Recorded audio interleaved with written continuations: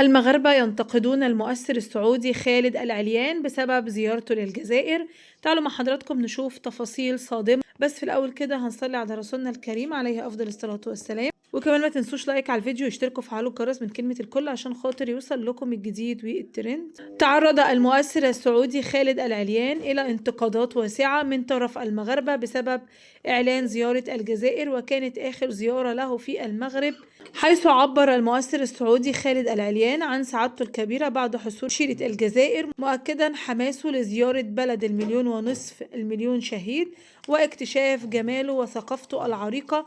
وتفاعل مواطنون سعوديون عبر مواقع التواصل الاجتماعي برسائل مليئة بالمحبة والتقدير للشعب الجزائري في مشهد يعكس عمق الروابط الأخوية بين الجزائر والسعودية، حيث تصدر خالد العليان مواقع التواصل الاجتماعي بسبب تصريحه هذا، وأثار ضجة كبيرة جدا على السوشيال ميديا.